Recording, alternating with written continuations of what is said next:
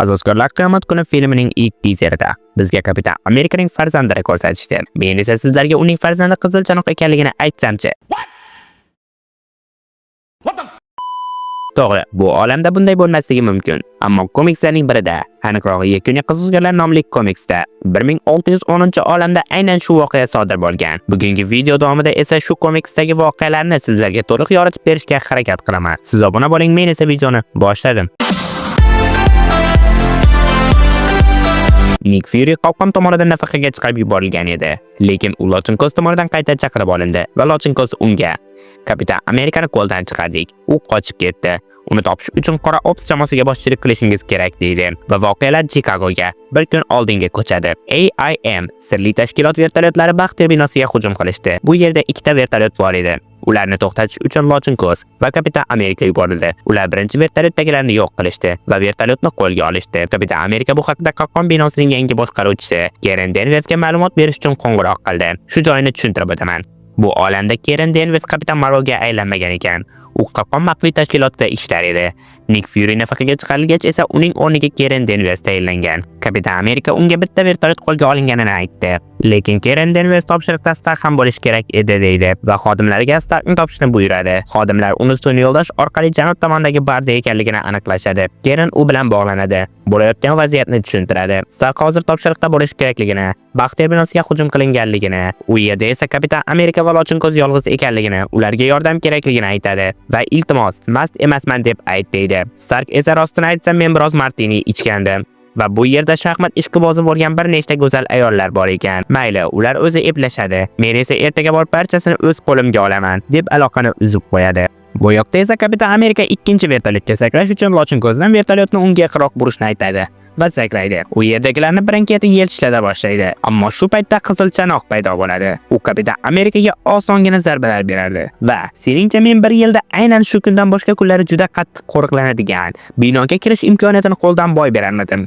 Menga bu binoni Reed Richardsning eng yaxshi ijod namunalaridan biri deb aytishgan", deydi. Yana u AIM tashkiloti unga tegishli ekanligini aytib o'tadi. O'ylaymanki, sen xuddi 1000 yillik dushmandek seni osongina do'pposlayotgan bu qizil yuzli shaxs kim ekanligiga qiziqyapsan. Yaqinroq kel, aytaman, deb uni o'ziga yaqinroq tortadi va qulog'iga nimalarnidir pichirlab vertolyotdan uloqtirib yuboradi.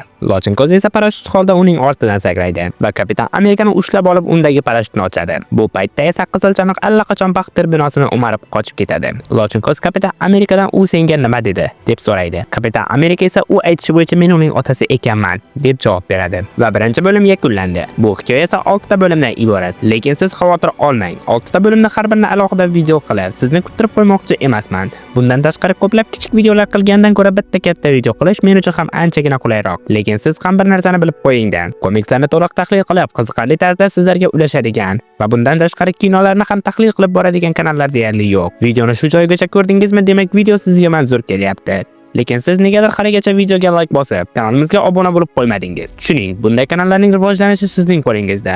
Bu 2026-yildagi ilk video va shu yil oxirigacha 30 mingta obunachiga ega bo'lib, yirikroq kanallar qatoriga qo'shilishni niyat qilganman. Shunday ekan, hoziroq obuna bo'lib qo'ying. Men esa videoni davom ettiraman. Xo'sh, ikkinchi bo'limdagi voqealar 1945-yilda Bruklinda boshlanadi. Steve Rogersning u yerda sevgan qizi bo'lgan ekan va u bilan ishqiy munosabatda bo'lgan. Bu voqealardan 4 oy o'tib, Kapitan Amerika suv tubiga cho'kib ketganini, Gail, ya'ni Steve Rogersning sevgilisi homilador ekanligini shifokorlar unga aytadi va bolani dunyoga keltirib ularga topshirishlarini.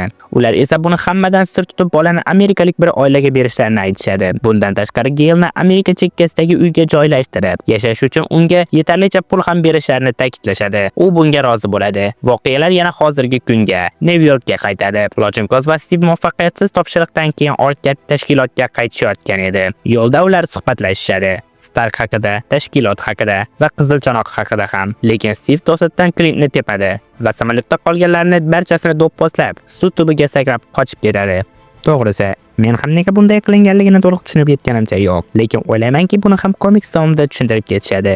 Keyin voqealar qahramonning Shimoliy Amerikadagi binosiga ko'chadi va Reed Richards Karen Danversga buning qanchalik jiddiy ekanligini anglab yetganingizga ishonchim komil emas. Baxtiyor binosining terrorchilar tomonidan qo'lga olinishi bu ancha jiddiy xavf deb aytadi. Danvers esa bilaman, lekin hozir bizda ham muammolar yetarlicha deydi va Clint uni Nick Fury yoniga olib boradi. Nick Fury ularga qizilchanoq, ya'ni bola haqida barchasini aytib berish kerak edi. Ayni shu paytda qarab qolgan Gale va Bucky Barnes, ya'ni Galening eri qalqon agentlari tomonidan qayergadir olib ketilayotgan edi. Shu joyini tushuntirib o'taman. Bu olamda Bucky Barnes Hydra tomonidan ushlab olinmagan va qishki askarga aylantirilmagan. Kapitan Amerika sud tubiga cho'kib, muzlab qolganida esa u Gale bilan turmush qurgan. Asosiy voqealarga qaytsak, o'sha paytda Gale'ga uning farzandini Amerika oilasiga topshiramiz deb aldab, bolani harbiylar tomonidan rivojlantirishgan. Chunki ular ikkinchi kapitan Amerikani qo'ldan boy berishni istashmas edi. Uni Amerika hukumati yoshligidan ancha kuchli qilib shug'ullantirishgan. 8 yoshiga yetganida u bemalol shaxmatda chempionlarni yuta olar, yugurishda esa mototsikllarni ortda qoldirardi.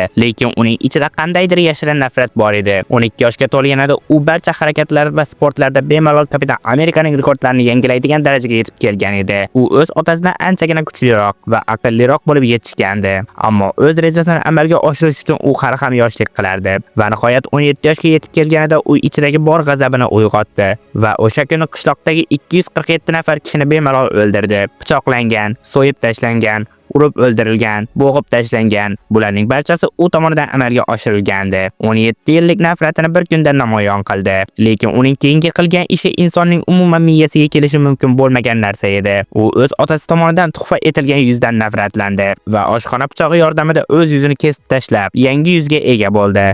Mutlaqo yangi yuz. Deya bularning barchasini Nick Fury, Lochin Koz va Karen Danversga aytib beradi. Karen Danvers esa xo'sh, sizlar oddiy odam bolasidan haqiqiy maxluqni yaratgansizlar. Kapitan Amerika esa yo'q. Qayerdaligi noma'lum. Uni qanday to'xtatmoqchisiz deydi. Nick Fury esa siz menga qora ops jamoasini yig'ishga ruxsat berasiz va men bu ishga Tony Starkni ham jalb qilaman. Uning hozir ulkan dinozavrdek temir kostyumi bor. U bizga ancha qo'l keladi. Men sizga aniq qilib ayta olamanki, bu orqali biz Kapitan Amerikani ham topamiz, qizilchanoqni ham to'xtata olamiz. Keyin u jamoa a'zolarini birin-ketin topishni boshlaydi. Temir odam libosidagi Rhodey, Chimol odam va Ari filmidagi Ari personajining kostyumiga o'xshash, ammo qizil kostyumga ega bo'lgan Petra personaji, yarim professor, yarim Hulk bo'lgan Hulk, Lochin Koz va o'rgimchak odamdek kostyumga ega bo'lgan qora beva. Ammo bu biz bilgan Natasha Romanoff emasligi aniq. Ular Nick Furyning rejasi orqali Kapitan Amerikani qo'lga olishga harakat qilishdi. Ammo bularning bari befoyda edi. Chunki Kapitan Amerika ularga bemalol chap berib ketardi. Lekin ular o'z g'oyalari bilan Steve Rogersni dog'da qoldirishdi. Ya'ni Ari personaji haqiqiy arilarni chaqirdi. Ular esa Kapitan Amerikaga ko'lga sakrashdan boshqa imkon qoldirishmadi va u shunday qildi ham. Keyin Rhodey suvga elektr kuchlanish berdi va shu g'oya orqali uni qo'lga olishdi. Uni Fransiyadagi qahqonning bazasiga olib borishadi. U yerda Stark allaqachon qizilchanoq Baxter binosidan nimalar o'g'irlaganini aniqlagan edi. U Nick Furyga shunday dedi: "Bu ko'p unga egalik qilish shaxsga ulkan kuch bag'ishlaydi. Shubhasiz bu Mr. Fantasticning eng ajoyib ijod namunalaridan. Uni bemalol tarixdagi eng qudratli qurol deyishimiz mumkin. Shunda Nick, bu qurolni nima bo'lmasin to'xtatishimiz kerak. Stark qizilchanoqning joylashgan joyini aniqla. Qolganlar esa kostyumlaringizni kiying" deydi. Ular AIM, ya'ni qizilchanoqning sirli tashkiloti tomon yo'l olishadi. U esa Alyaskada joylashgan ekan. Ular yetib kelishadi. Qarorgohga kirishganida esa hamma yo'q qilingan edi. Qizilchanoqning o'z askarlari ham.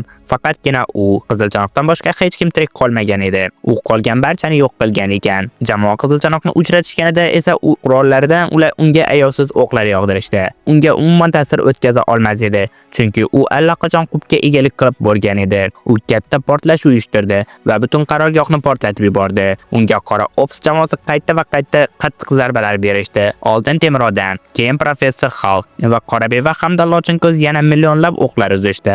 Ammo qizilchanoq bittagina harakat orqali ularni zararsizlantirdi. Bu paytda Fransiyadagi qahqonning binosida Kapitan Amerika so'roq qilinayotgan edi. Polkovnik unga savol berdi: "Nega bunday qildingiz?" "Bu kuzatish edi", dedi Kapitan Amerika va yashirincha kishanni uzayotgan edi. "Bu kuzatish ekanligidan allaqachon xabardorman. Ammo kimni kuzatdingiz? Qizilchanoqnimi?" dedi polkovnik. "Qasoskarlarni", deya javob berdi Kapitan Amerika. Yana polkovnik: "Tushunmadim." Kapitan Amerika: "Bilasizmi polkovnik, men o'g'limni qayerda ekanligini topa olmasligim aniq edi, lekin uni sizning odamlaringiz topa olishardi. Shunday ekan men uni topish uchun qasoskorlardan foydalandim xolos, dedi. Bu hazilmi? deya so'radi polkovnik va kapitan Amerika. Yo'q, kishanlar hazil edi, deya kishanlarni uzib polkovnik va askarlarni do'pposlab qopqon binosidan tezkor samolyotda uchib chiqib ketdi. Undan Nik qizilchanoq bilan bo'layotgan jangdan uzoqroq turishini iltimos qildi, chunki kapitan Amerika o'z farzandiga qarshi hissiyotlarni boshqara olmaydi deb o'yladi. Voqealar yana Alyaskaga ko'chdi. Qizilchanoq qora ops jamoasiga qarshi ayovsiz jang qilardi. Ular esa qizilchanoqqa deyarli qarshilik qila olishmadi. Shu paytda qayerdandir samolyot paydo bo'ldi. Qizilchanoq bu nimasi dedi va Petra personaji menimcha otangni senda gapi borga o'xshaydi, deya hazil qildi. Kapitan Amerika esa uchib kelib samolyot bilan to'g'ri qizilchanoqning ko'ksini teshdi. Uni qalqon binosining shifoxonasiga olib borishadi. Undan nega bu ishlarni qilding deb so'raydi Nick Fury. U esa bilasizmi Nick, men barchasini boshqacha bo'lishini xohlagan edim. Men ham o'z ota-onamga ega bo'lishni, o'z oilamga ega bo'lishni xohlagandim. Men barchasini yaxshiroq bo'lishini istagan edim, deydi. Keyin u yerga Gale va Bucky kelishadi. Ular ham qizilchanoq bilan ko'rishishadi va Nick Fury'ning buyrug'i orqali qizilchanoq peshonasidan otib o'ldiriladi. To'g'risini aytsam, bu hikoyani o'qish orqali xuddi film tomosha qilgandek bo'ldim va shu hissiyotni sizlarga ham qo'ldan kelgancha yetkazib berishga harakat qildim. O'ylaymanki, buni uddasidan chiqdim. Videoga like bosib, kanal rivoji uchun obuna bo'lib qo'yishni unutmang. Bu bilan kanalimiz rivojiga katta hissa qo'shgan bo'lasiz. O'z fikrlaringizni esa izohlar qismida yozib qoldirishni unutmang. Xullas, sizlar bilan Kinotime bo'ldi. Keyingi videolarda ko'rishguncha xayr, salomat bo'ling.